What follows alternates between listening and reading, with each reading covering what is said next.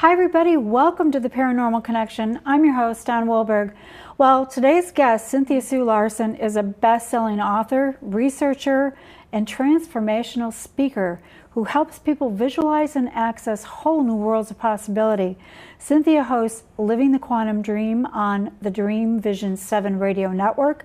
She's been featured on the Discovery Channel, the History Channel, Coast to Coast AM, and BBC. And she's presented papers at the international conferences on science, spirituality, and consciousness. Cynthia holds a degree in physics from UC Berkeley, an MBA and Doctor of Divinity degree. She reminds us to ask in every situation, how good can it get? Welcome, Cynthia Sue Larson. Oh, thank you, Donna. Such a pleasure to be here. Well, it's always fun to have you back, and I learned so much, really. So we're going to start out with just a little bit of background and a little, question about how you got into physics. When you were growing up, what was it that intrigued you to get into this area of expertise? I've been fascinated by the whole idea of who we really are and the idea of having a sense that there was some part of me that felt like I was here before I was born. So I wanted to get into the whole idea of this and the nature of reality. And there wasn't really a degree program in what I really wanted to study. Mm-hmm. Physics with a dash of psychology was the closest I could get at the time. So. Well, you've written several books on things to do with physics, quantum jumps, and name some of your other books. Reality Shifts, mm-hmm. High Energy Money, Aura Advantage, Karen Kimball and the Dreamweaver's Web, and I've got a meditation CD, Aura Healing Meditations. Well, you've been a busy girl. So you have put together a pop quiz that we're going to do with the audience. Isn't that cool? You guys get to participate in this phenomenon here. So why don't you begin by explaining how this is going to work? Okay. Well, the idea is that we live in a superposition of states, and often we think in terms of quantum physics as something very complicated that we can't understand, and we don't need to understand it because it has to do with the realm of the very small. Recently, there's a lot of research to show that that's not true. And a survey of physicists showed that more than 2/3 of the physicists interviewed believe that you and I and everybody watching all exist in a superposition of states. And what that means is, you may have heard of the Schrodinger's cat being alive and dead. Yes, okay. Yes. And so if you've heard of that and you don't know what's going on with that, it's the idea that it was a thought experiment mm-hmm. intended to demonstrate the ridiculous quality of quantum physics and the impossibility of these ideas applying to our everyday lives. However, so the thought experiment consists of a box in mm-hmm. which there'd be a cat with a vial of poison, some radioactive isotope that decays at some unpredictable, well, not random, but it's kind of, the basis of it is a little bit random because mm-hmm. we can't predict when or if that might trigger the release of the poison and the death of the cat. Mm-hmm. And so the idea is that the quantum particles actually do exist in both, well, you may have heard of that they can be spin up or spin down. So they can be everything that's possible for them to be. It's like flipping a coin in the air and it just stays spinning. Mm-hmm. And it just stays spinning. It's in that superposition of states. And then when you finally measure it, then you catch it and you have a measurement. Okay. That's an easy way to think of it. So the idea here is that if we all exist in a superposition of states, we would expect to see signs of it. So what kind of signs would we notice? We would notice that when you talk about your distant past, your childhood, mm-hmm. that your siblings would disagree with you about what really happened. Yeah. And you'll think they're just mistaken. You'll think that they've gone crazy or they clearly are not telling the truth. Maybe they're lying. But instead, if you think in terms of what if they're actually experiencing a different reality? So that's one. Mm-hmm. Another possible way that you could see a superposition of states is just amazing, miraculous kinds of spontaneous remission of disease, mm-hmm. or if you're starting to catch a cold and suddenly you're well. So these kinds of things is going from one state of being to another. Okay. A third way would be if you've noticed movies or books and you've read them before and you've watched them before, but now the dialogue is different. And you might think, well, I just didn't remember it correctly. Okay. So this is the setup for different ways you might notice it. And we're going to do a quiz today to determine whether you might have already experienced some alternate histories. Okay, and these are pretty common things. These are very common that we're going to talk about. Yes, they are. So do we want to start? Let's go to the first one.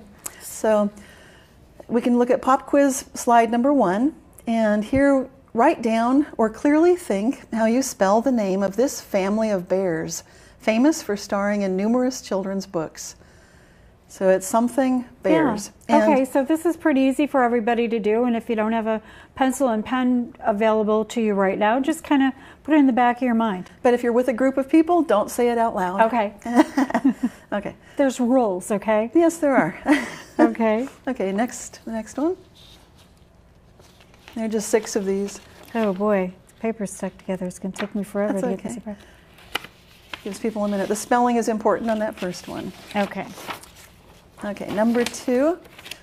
Here we have a scene from a famous Disney movie. This is Snow White, and the question is, when the queen looks in the mirror, there are 2 words that she says first. Something, something on the wall. Who is the fairest one of all? Ah. That's question number 2. Believe it or not, these got me. All right. Number 3. Write down or clearly think the words that Fred Rogers sings in the opening song on his TV show, Mr. Rogers' Neighborhood. And it's a beautiful day in neighborhood. Number 4. This is the line from the movie Star Wars, where we have Darth Vader talking with Luke Skywalker, and he says something or other, I am your father. Okay, everybody got that? Number 5. This one's a little different. It's just the question, when do you recall first having heard that Nelson Mandela died? Just a rough idea. Doesn't have to be an exact day. All right. And the last one, number 6. Write down or clearly think the word to complete this sentence. Thanksgiving falls on the blank Thursday in November. Okay, there we go. Okay. So give everyone just a moment. That should, and just write down the first thing that comes to mind. Okay. This isn't something where you want to switch it around a lot. So we're going to go And now to the we can go to answers? the answer page. Yes, Alrighty. the big reveal. Okay, there are 2 columns here. On the left, it's what people often remember. On the right, the official current history. So for those bears, the family is called the Berenstain Bears. Mm-hmm. And I remember Berenstein. Yes. And a lot of people do. This came up in Yes. 17 magazine. It's hit the news and front page in some sections of papers in Australia. And it's becoming a bigger and bigger thing. People are noticing these Berenstain Bears. And officially, if you look at the children's books, you'll see the spelling is Stain. And there's almost no trace of the EIN whatsoever, which is strange, because if I'd seen Berenstain, and a lot of people comment, you'd expect that your bear paws would be stained with berries, you know, Right. that kind of thing. Yeah. But it was always, I always wondered, are these Jewish bears? I know. Well, my kids had the books. Yeah. And that's exactly how I thought it was Right. with the EIN. Okay. EIN. Okay, second one. A lot of people remember Snow White, the queen, saying, mirror, mirror on the wall, who's the fairest one of all? And actually, if you play the scene from the movie now, she says, magic mirror on the wall, who's the fairest one of all? Okay. And a lot of people, like I, think that's a bit strange. So it hasn't been changed. It hasn't been changed. This is the evidence of an alternate history. Okay. These are the kind of things I'm talking about to show that we have all experienced these superposition of states. It's normal. Okay, the next one.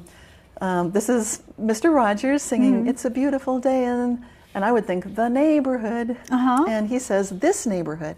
And you can hear him singing that, which really sounds odd to me. Because I grew up with Mr. Rogers. See, My I got children, them all wrong. Yeah. Okay. And then the next one is Star Wars, where it's blank, I am your father. A lot of people remember he says, Luke, I am your father. And now he says, no, I am your father. It's a correction, part of the dialogue. It's just a little strange. Nelson Mandela is the Mandela effect. A lot of people have been tracking this also. Okay. It's become a big thing this year. And I remember that he died while he was still in jail in the 1980s. And I'm so glad that that's not currently the official version, because he did pass away December of 2013. And so if you remember the 1980s. Yes. A lot of people do. Okay. And so then you get to see him die a second time, and it strikes you as a little bit odd when this happens. And sometimes you'll notice people are alive again and you thought that they died before. That's interesting because I thought the very same thing. I thought he died. Exactly. Okay. And then number 6, some people are noticing that Thanksgiving used to be on the 3rd Thursday in November, myself included, because I set up International Aura Awareness Day specifically to avoid Thanksgiving. I put it on the 4th Saturday. Now, every single year, it's always getting clobbered by Thanksgiving. I would never have put it there. But now, the official current history is Thanksgiving for many decades has been the 4th Thursday. So these are interesting examples. That is so far out. Yes. Really. So there's so many different examples, and as you were talking about it, you know, I'm starting to think of all the incidences where, you know, there's a possibility that I was living in an alternate universe. Right. Well, people think of it as an alternate universe, and what I'm suggesting is that it's a natural part of daily life to exist in a superposition of states. And that's what I talk about in my book, Quantum Jumps, is that this is part of the way our senses work. So if you think of it in a fractal sense, you can think that the very small effects of the quantum processes that are very much like teleportation inside our nose that allow us to tell two identically shaped molecules, such as hydrogen and deuterium, apart, even though they're the same shapes. And so the square peg, square hole, round peg, round hole theory of smell has been completely obliterated because that's not really working.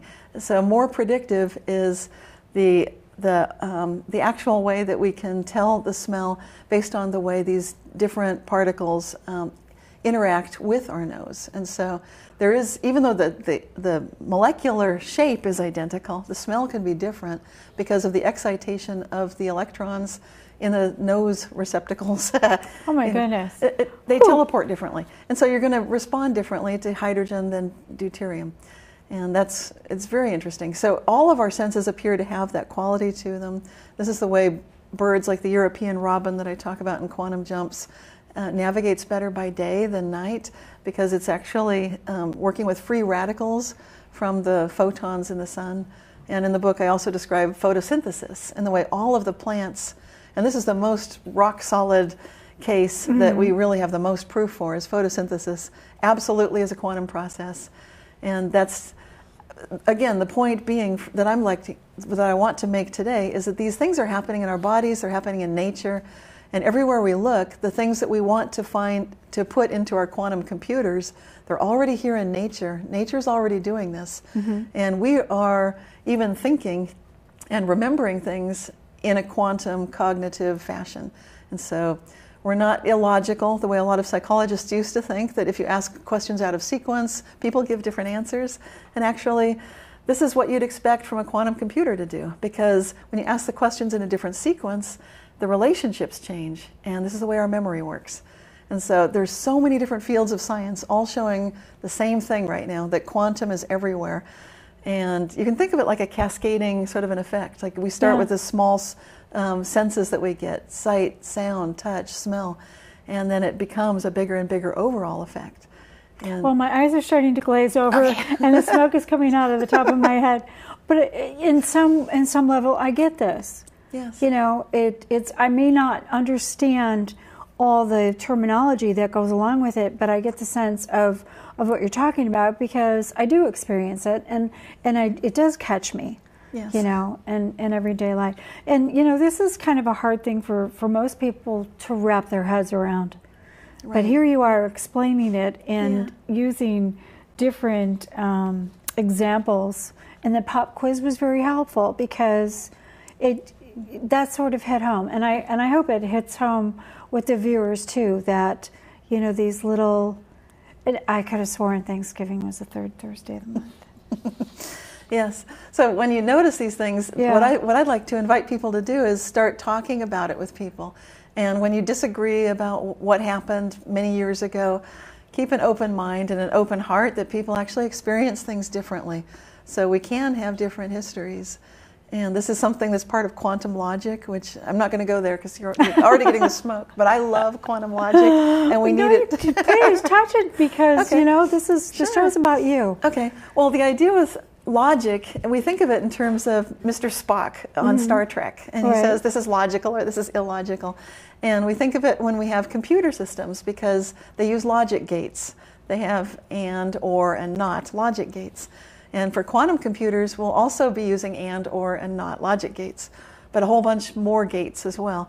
And two-way through time, two-directional gates. So this is a way of looking at that superposition of states, and the way nature solves problems is kind of like by running all the paths through the maze simultaneously and choosing an optimal path. And this is what we're going to be learning to do with quantum computing. And I'm suggesting we can use this in everyday life. Just like we now use a lot of terminology from classical computers.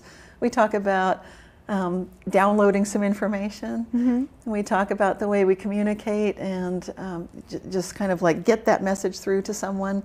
And with quantum computing, we're going to start getting some new ideas about these different possibilities that are already out there. They all exist in the field of possibility, and it matters tremendously our attitude and all the things that the spiritual great teachers have taught us about staying positive, asking that question that I love so much, how good can it get? Really keeping yourself in a uplifted, at least relaxed and aware state so that you don't get burdened by your own stories and what you believe to be true. Because when you're thinking in terms of a quantum reality, the facts actually do change. And so rather than fixating on something, well, I know it happened this way, we're getting to a place where we can be more in a feeling state, more in an aware state. Just being in this present moment now. You hear a lot of consciousness teachers talk about that. So if you go, it almost seems, and correct me if I'm wrong, because I probably am, but if you're, you know, we've always been in this rigid state of thinking, and now it's like we're almost like flexible. Is that kind of what it is? That it's more of a flowing way of thinking? I'd say so, which is ironic because actually quantum is the definition of things that are quantized or very, so it's almost like block-like, but because when we feel it, we can feel the wave-like quality of it as well. So we can feel the vibe of it, the energy of it. And this is what happens in nature when a flock of birds flies together. And starlings fly exactly like a quantum liquid. They fly simultaneously, all adjusting their flight paths exactly at the same moment. So it's not like a slow thing where some turn and then the others follow. It's instant. And that's exactly what quantum liquids do. So, and you can, what I'm saying is we see it in nature all around us. That's what I want people to understand. This is natural. It's not weird. It's not too difficult. It's not too hard. You don't need to puzzle through all the math because plants don't do that, but they can photosynthesize with amazing efficiency. And we can do that too by knowing that that what we need is always there. Oh, wow. Can you believe we're almost out of time? Yes. Gosh. Do you want to give people your information so they know where to contact you? Sure. My website is realityshifters.com, and that is the best way to reach me. I've also got a YouTube channel, Facebook, Twitter, so forth, but I have a newsletter that comes out once a month, so you can subscribe to that and make sure that when you do, that you let your email system know that to accept email from realityshifters.com. Okay, wonderful. Well, let's give some information about the Paranormal Connection. The Paranormal Connection airs the first and third Thursday at 9:30 p.m. Pacific Standard Time. Our companion show, Story Connection, airs the second and fourth Thursdays of each month. Each episode repeats the following Friday at 1:30 p.m. and Saturday at 5:30 a.m. Watch these programs online at the same air times by going to accesssacramento.org and clicking Watch 17.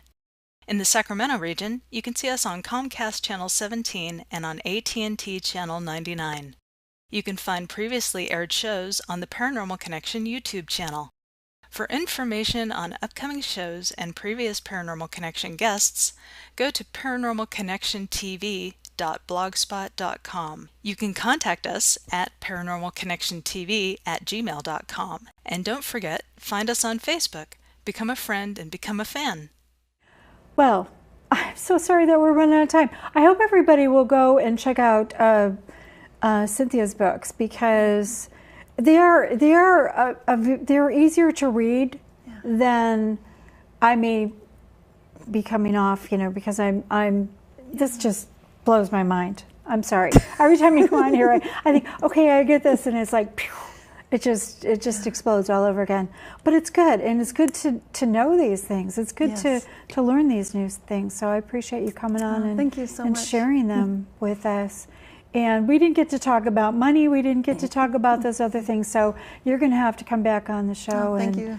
I'd love and we'll have to talk about this again. Just quickly though, you were just Deepak Chopra. Yes. You were. What was that like? That was wonderful. I really had a great time talking with Deepak Chopra. I met with him in New York City. So he's one of my faves. Yeah.